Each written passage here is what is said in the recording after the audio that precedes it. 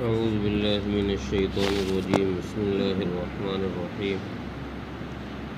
إذ قالت امرأة عمران رب إني نذرت لك ما في بطني محررا فتقبل مني إنك أنت السميع العليم. فلما وضعتها قالت رب إني وضعتها أنثى والله أعلم بما وضعت وليس الذكر كالأنثى وإني سميتها مريم وإني أعيذها بك وذريتها من الشيطان الرجيم.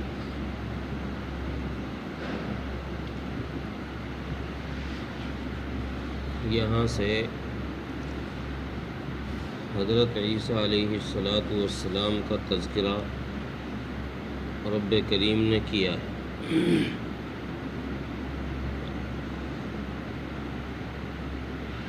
ان آیتوں میں حضرت عیسیٰ علیہ السلام کی نانی کا ذکر کیا جا رہا ہے. حضرت عمران، ان کے باپ کا نام ماسان یا اشہم ذکر کیا ہے تفسیر مظہری نے، اور لکھا ہے کہ بنی اسرائیل میں انہی کے خاندان سے بادشاہت چلی آ رہی تھی اور انہی کے خاندان میں علماء پیدا ہو رہے تھے جو بنی اسرائیل کی دینی اعتبار سے بھی رہبری کر رہے تھے اور بادشاہ دنیاوی اعتبار سے رہبری کر رہے تھے، سرداری کر رہے تھے. تو عمران کی بیوی کا نام حنہ بنت قاقون ذکر کیا ہے.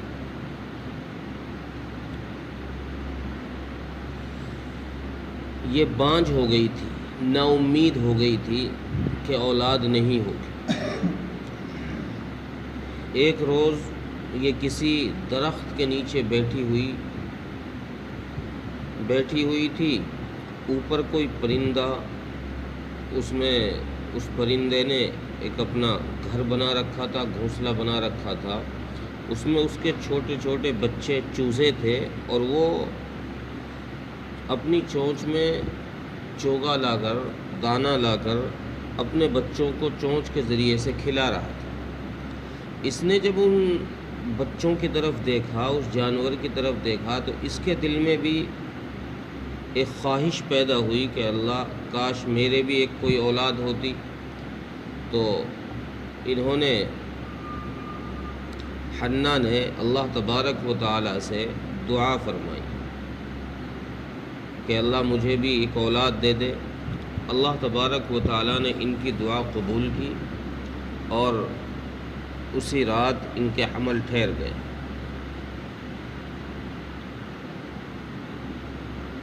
اب جب ان کو حمل ہوا، یہ پیٹ سے ہوئی، تو انہوں نے اپنے اس حمل کی اللہ تبارک و تعالی کے لیے نظر مان لی.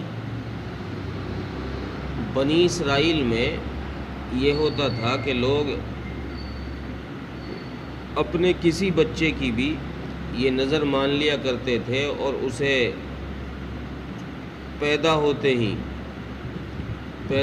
یعنی دودھ پلانے کے بعد اس بچے کو اللہ کے گھر کی خدمت کے لیے چھوڑ دیا کرتے تھے. ان کے یہاں، یہودیوں کے یہاں، یہ ایک طریقہ تھا عبادت کرنے کا کہ اپنے ایک بچے کو وقف کر دو اللہ کے لیے. اب وہ اللہ کے گھر کی خدمت کرے گا، عبادت کرے گا، جوان ہونے تک وہ اس گھر میں رہتا، اللہ کے گھر میں رہتا.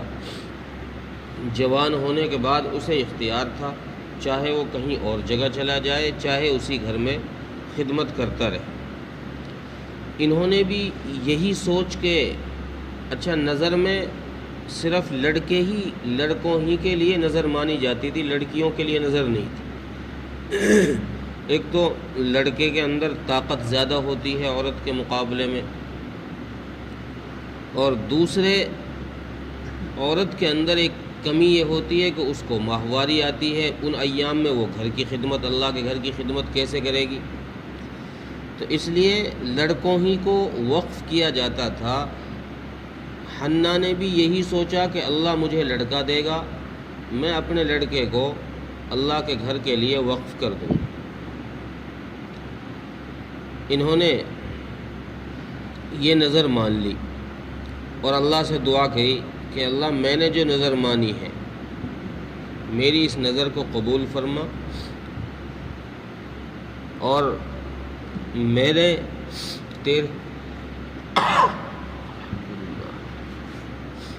تیرے لیے ہی نظر مانی ہے، میں اس بچے سے دنیاوی کوئی کام نہیں لوں گی، دنیا کے جھمیلوں میں اس کو نہیں پھنساؤں گی اور اس کو بالکل آزاد چھوڑ دوں گی، صرف تیرے لیے ہی۔ یہ سوچ کر، یہ نظر مان کر حضرت مریم خوش ہوئی کہ میرے یہاں اللہ بچہ دے گا اور میں اس کو اللہ کے نام پر چھوڑ دوں گی۔ جب اس نظر کا حضرت عمران کو پتہ چلا تو انہوں نے کہا کہ اگر خدا نہ کرے لڑکی ہو گئی تو کیا کرو گی؟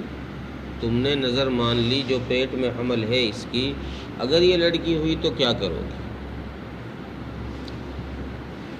ان کو بعد میں ان کے عمران کے بتانے کے بعد یہ خیال آیا کہ یہ تو ایسا بھی ہو سکتا ہے، لڑکی بھی ہو سکتی ہے، یہ تو اللہ کے اختیار میں، لڑکا دے چاہے لڑکی دے۔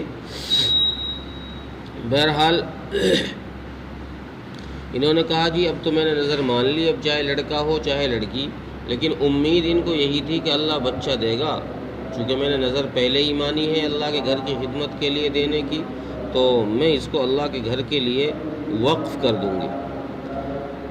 جب حمل کا وضع کا وقت آیا، بچہ پیدا ہونے کا وقت آیا، تو حضرت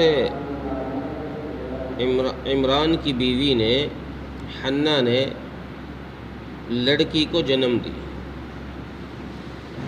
اب جب انہوں نے لڑکی کو جنم دیا تو ان کو ایک افسوس سا ہوا۔ مریم بیٹی کا نام ہے جو بچہ پیدا ہوا ہے، حنا ماں کا نام ہے۔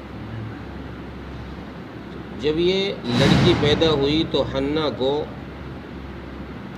افسوس ہوا کہ کاش میرے ایک لڑکا ہوتا تو میں اس کو اللہ کے گھر کے لیے وقف کر دیتی، اللہ کے گھر کی خدمت کرتا، لیکن یہ تو لڑکی ہوئی ہے۔ اللہ تبارک و تعالیٰ نے فرمایا کہ میں زیادہ جانتا ہوں اس پیدا ہونے والے بچے کو، جو تم نے لڑکی کو جنم دیا ہے، میں اس کے بارے میں زیادہ علم رکھتا ہوں۔ اور پھر اللہ تبارک و تعالیٰ نے ایک بات بڑی زبردست یہ فرمائی کہ جس لڑکے کی تم تمنا کر رہی تھی، تم یہ سوچ رہی تھی کہ لڑکا طاقتور ہوگا، میں اس کو اللہ کے گھر کے لیے وقف کروں گی، اللہ فرما رہے جس لڑکے کی تم تمنا کر رہی تھی وہ لڑکا اس جیسا نہیں ہو سکتا، اس لڑکی جیسا جو ہم نے تم کو دی۔ وَلَيْسَ الذَّكَرُ كَالْأُنثَىٰ، جو لڑکی ہم نے تم کو دی ہے، اس لڑکی کا مقابلہ وہ لڑکا نہیں کر سکتا تھا جس کی تم تمنا کر رہی ہو۔ ہمیں پتہ ہے ہم نے اس لڑکی کو کتنا بلند مقام دیا ہے، آگے چل کے ہم نے اس کی پشت سے، اس کے پیٹ سے ہم نے حضرت عیسیٰ علیہ السلام کو اپنے حکم سے پیدا کرانا ہے۔ یہ بہت عالی شان لڑکی ہے۔ جب حضرت حنا نے حضرت مریم کو جنم دیا، پیدا ہو گئی، تو انہوں نے ان کا نام مریم رکھا۔ مریم کے معنی ہوتے ہیں عابدہ کے، عبادت کرنے والی۔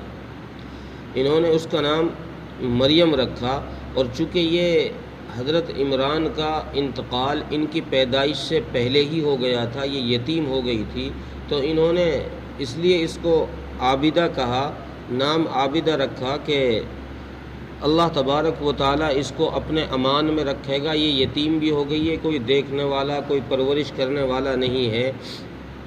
اور یہاں قرآن کریم کی اس آیت سے یہ بھی پتہ چلا کہ ولایت میں ماں کو بھی ماں کا بھی ایک حصہ ہوتا ہے، جیسے باپ کا حصہ ولایت میں ہے اولاد کی پرورش میں یا اولاد کے نام رکھنے میں، ایسے ہی ماں کو بھی اختیار ہے کہ ماں اگر چاہے تو اپنی اولاد کا نام خود رکھ سکتی۔ باپ اس پر ضد نہیں کر سکتا، روک نہیں سکتا کہ میری اولاد ہے میں نام رکھوں گا، بلکہ یہ قرآن کریم کی آیت سے ثابت ہو رہا ہے کہ ماں کو اختیار ہے، ماں بھی چاہے تو نام رکھ سکتی ہے۔ پھر اللہ تبارک و تعالیٰ سے اس بچی کے پیدائش کے بعد جب اس کا نام رکھ دیا تو اللہ تبارک و تعالیٰ سے دعا فرمائی کہ اے اللہ، میں نے اس کا نام مریم رکھ دیا ہے، اور میں اس بچی کو اور اس کی آنے والی نسل، جو اس سے کوئی نسل چلے گی، حنا کو نہیں پتا کہ اس سے حضرت عیسیٰ علیہ السلام پیدا ہونے والے ہیں، فرماتی ہیں کہ اللہ جو اس سے نسل چلے گی اس کو بھی اور اس بچی کو بھی شیطان سے محفوظ رکھنا، میں تیری پناہ میں دیتی۔ روایت میں ہے کہ ہر بچے کی پیدائش کے وقت شیطان اس کے 2 ٹھونگے مارتا ہے، دونوں بغلوں میں اس کے اپنے انگوٹھے سے ٹھونگے مارتا ہے، جس کی وجہ سے بچہ چیخنا اور چلانا، رونا شروع کر دیتا ہے۔ یہ دنیا میں پیدا ہونے والے ہر بچے کے ساتھ ایسا ہوتا ہے۔ کچھ چند بچے ایسے ہوتے ہیں جن کے ساتھ یہ نہیں ہو پاتا، ان میں سے ہی یہ حضرت مریم علیہ السلام، یہ بچی ایسی تھی کہ ان کے ماں کی دعا کو اللہ نے قبول فرمایا، جس کے ذریعے سے اس بچی کے ٹھونگوں سے اللہ نے اس بچی کو شیطان کے ٹھونگوں سے محفوظ رکھا، اور اس بچی کی نسل سے جب حضرت عیسیٰ علیہ السلام پیدا ہوئے، ان کو بھی اللہ تبارک و تعالیٰ نے شیطان کے ٹھونگوں سے محفوظ رکھا، وہ بھی نہیں چلائے اور شیطان نے ان کے بھی ٹھونگے نہیں مارے۔ اسی طریقے سے صحیح روایت میں ہے کہ جب حضرت فاطمہ رضی اللہ عنہ کا نکاح حضرت علی رضی اللہ عنہ سے کیا تو رسول اللہ صلی اللہ علیہ وسلم نے یہی دعا فرمائی کہ اللہ ان کی اولاد کو شیطان کے شر سے بچا لیجیے۔ تو روایت میں ہے کہ رسول اللہ صلی اللہ علیہ وسلم کی دعا عمران کی بیوی سے زیادہ قبول ہونے کی حقدار ہے۔ جب عمران کی بیوی کی دعا قبول ہوئی اور ان کی بچی حضرت مریم اور حضرت عیسیٰ علیہ السلام کو اللہ تبارک و تعالیٰ نے شیطان کے ٹھونگوں سے محفوظ رکھا، تو اس سے بڑھ کر رسول اللہ صلی اللہ علیہ وسلم کی دعا کی برکت سے حضرت فاطمہ رضی اللہ عنہا کے اولاد کو اور خود رسول اللہ صلی اللہ علیہ وسلم کی اولاد کو اللہ تبارک و تعالیٰ نے شیطان کے ٹھونگوں سے محفوظ رکھا ہے۔ ترجمہ دیکھیں۔ اذ قالت امرأة عمران ربی انی نذرت لک ما فی بطنی محررا، جب کہا عمران کی بیوی نے کہ اے رب، میں نے نظر مانی ہے تیرے لیے اس بچے کی جو میرے پیٹ میں ہے، محررہ کہ میں اس کو آزاد چھوڑ دوں گی، یعنی دنیا کا کوئی کام اس سے نہیں لوں گی۔ فتقبل منی، سو اس کو پیدائش کے بعد مجھ سے قبول فرما لینا، میری اس نظر کو قبول فرما لینا۔ انک انت السمیع العلیم، بے شک آپ سننے والے بھی ہیں اور جاننے والے بھی ہیں۔ فلما وضعتها، پس جب انہوں نے لڑکی کو جنم دیا، قالت ربی انی وضعتها انثی، کہنے لگی میرے رب میں نے تو یہ لڑکی جنی، واللہ اعلم بما وضعت، اللہ تبارک و تعالی بہتر جانتے ہیں جو تم نے جنا ہے۔ ولیس الذکر کالانثی، اللہ تبارک و تعالی نے فرمایا کہ یہ لڑکی اس لڑکے سے کہیں بہتر ہے جس کی تم نے تمنا کی تھی۔ وَإِنِّي سَمَّيْتُهَا مریم، اور میں نے اس کا نام مریم رکھا ہے۔ وَإِنِّي أُعِيذُهَا بِكَ وَذُرِّيَّتَهَا مِنَ الشَّيْطَانِ الرَّجِيمِ، اور میرے اللہ میں اس بچی کو اور اس کے آنے والی نسل کو تیری پناہ میں دیتی ہوں شیطان مردود سے۔ اللہ تبارک و تعالی عمل کی توفیق عطا فرمائے۔